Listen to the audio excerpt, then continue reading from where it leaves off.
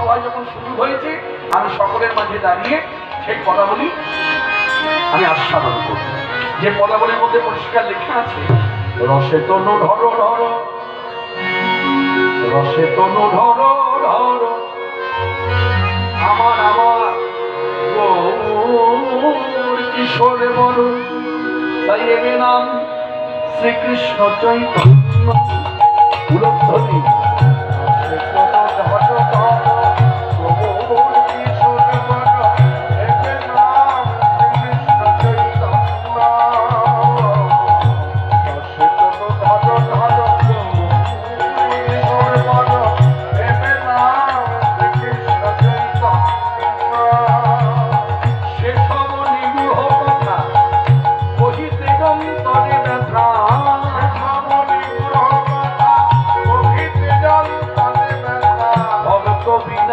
নাহি জানে অন্য।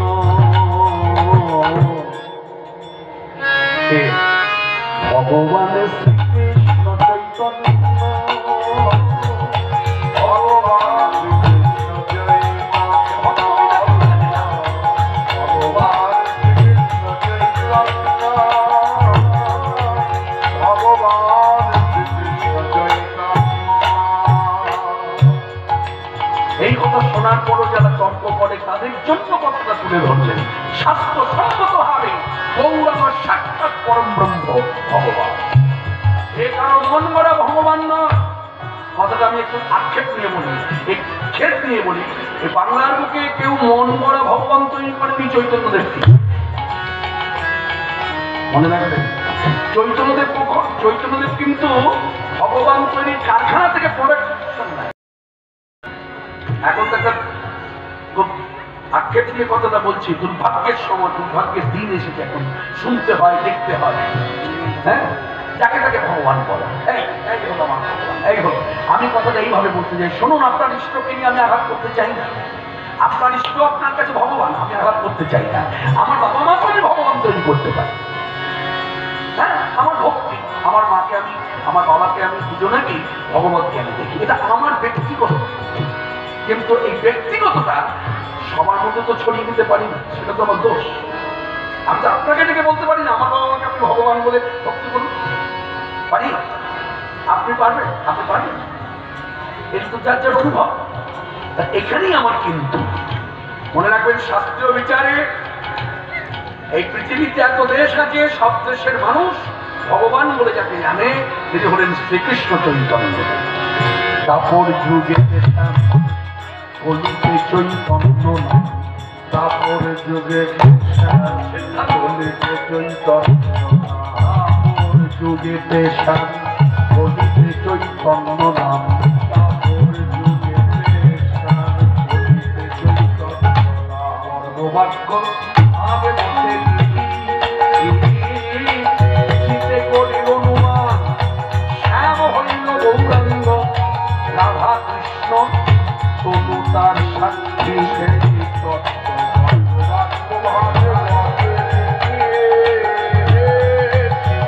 করি অনুমান, শ্যাম হইল গৌরাঙ্গ, রাধা কৃষ্ণ তবু তার অন্তরেতে শ্যাম তনু, পাখিরে গৌরাঙ্গ জনু,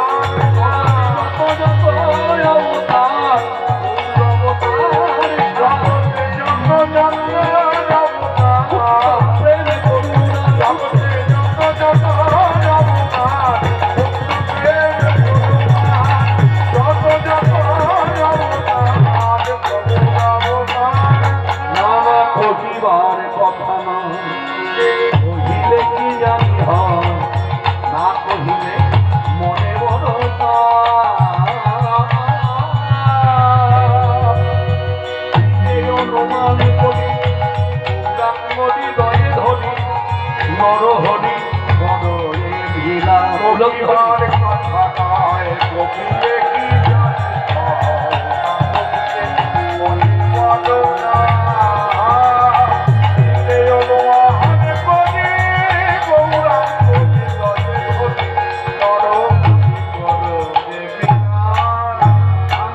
কারে কহি বিবরণ এ কথা কারে কহি বিবরণ কারে কহি বিবরণ কথায় কারে কহি বিবরণ শুনিবা কোন জন কারে কহি বিবরণ এ কথা শুনিবে বাবা কহিলে হাতে কথা শুনিবে কোন না কহিলে কথা শুনিবে কোন কহিবারে কথা কহিলে কি জানি হয় না কহিলে মনে বড়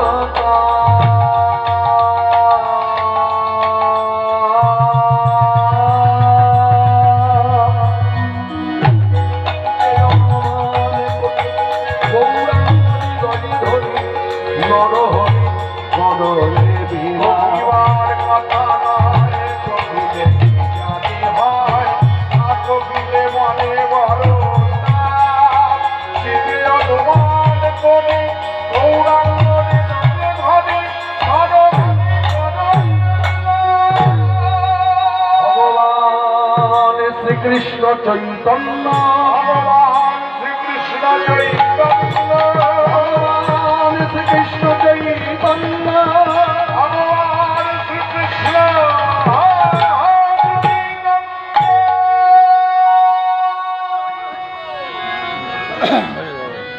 ভাবকান্তি সবই আমার বুঝে রাধা ঠাকুর। আপনারা সকলেই জানেন তত্ত্ব বিচারে কথাগুলো প্রবাদ বাক্যের মতো জগতে পার্থিব জগতে যেমন প্রবাদ বাক্যের মতো কিছু কথা ছড়িয়ে আছে, যার জন্য কোনো পড়াশোনা করার প্রয়োজন হয় না, প্রকৃতির হাওয়ায় সবাই জেনে যায়। ঠিক তত্ত্ব ভক্তির যে কিছু কিছু কথা আছে, এর জন্য শাস্ত্র খুলে বসতে হয় না।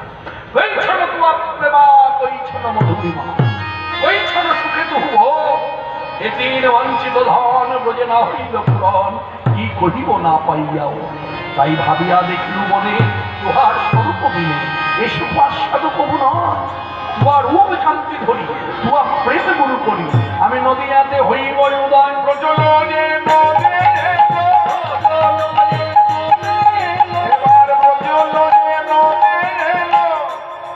ব্রজ ছেড়ে নয়। পরম বৈষ্ণব যারা সাধুসন্ত তারা বলছি বলা কথা বলতে গেলে তো বুঝি বলো, ব্রজ ছেড়ে কখনো কখনো বলো না। ব্রজ ছেড়ে যদি আসে তার মানে কি কৃষ্ণের বৃন্দাবনে থাকার ইচ্ছা নেই, তাই বৃন্দাবন ছেড়ে চলে। তাহলে বৃন্দাবন ছেড়ে এলো মানে বৃন্দাবন তো রেখে এলোই, বৃন্দাবনে যারা আছে তাদেরকে রেখে কৃষ্ণ একাই এলো। কিন্তু কথাটা তা হবে না, ভক্তির অনুভব নিয়ে ভাবো। ব্রজ লয়ে নদীর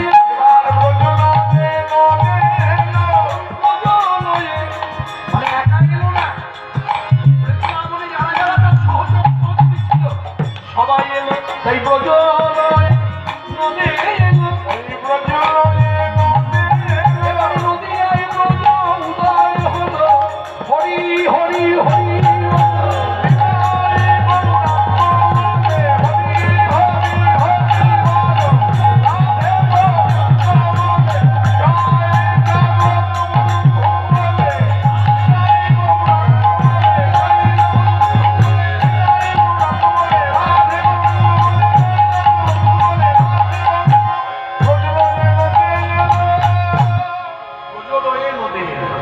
নদীয়ায় ব্রজ উদয় হলো। হরি হরি হরি।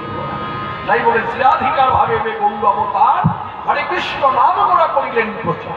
এখানে একটা কথা বলার আছে, হরে কৃষ্ণ মহামন্ত্র নাম প্রচার করেছেন চৈতন্য। আরো দয়া আরো প্রতিপাবন ঠাকুর হল নিতাই সুন্দর।